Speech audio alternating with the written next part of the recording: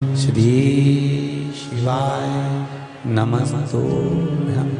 केवल एक भगवान देवाधिदेव महादेव ऐसे हैं जिनकी प्रियता केवल बेलपत्र और पंचामृत। अब जरा अच्छे से समझ जाना, बहुत ध्यान लगाकर सुनना। बेलपत्र और पंचामृत है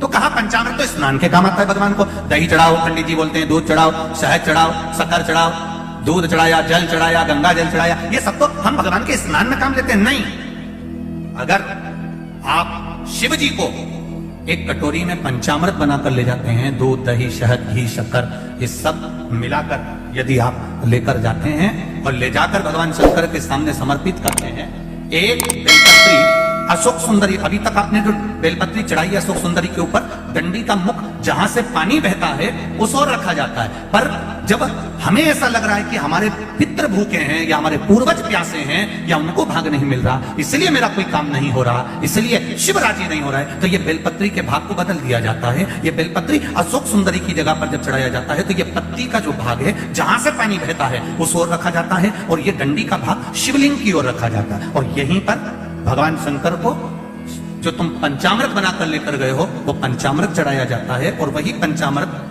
थोड़ा सा शिवलिंग पर चढ़ा दिया जाता है। उसके बाद में पितृ पूर्वज जल की आस नहीं रखते, ना भोजन की आस रखते हैं, क्योंकि शंकर उनको तृप्त कर देते हैं, शिव उनको पूर्ण कर देते हैं। एक अंतर आप थोड़ा सा ध्यान लगाइएगा। दूध, दही, शहद, घी, शक्कर सब मिलाकर कटोरी बनाकर फ्रिज में रख दो या फ्रिज के ऊपर रख दो या रसोई घर में रख, दूध, दही, शहद, शक्कर मिलाकर पंचामृत मिलाकर वही पंचामृत शंकर जी के सामने ले जाओ, वही पंचामृत सत्यनारायण भगवान के सामने ले जाओ, वही पंचामृत भगवान की पूजा में ले जाओ।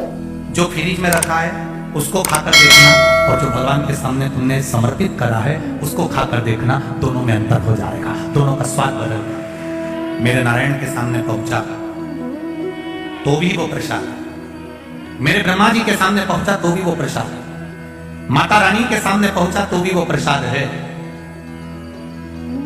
सत्यनारायण भगवान के सामने पहुंचा तो भी वो प्रसाद है। पर दूध, दही, शहद, शक्कर, पंचामृत जो बना हुआ मेरे देवाधिदेव महादेव के सामने पहुंचा, वो केवल प्रसाद नहीं है, वो औषधि निर्मित हो जाती है और उस औषधि से शरीर के ना जाने कितने रोग समाप्त हो जाते हैं। मात्र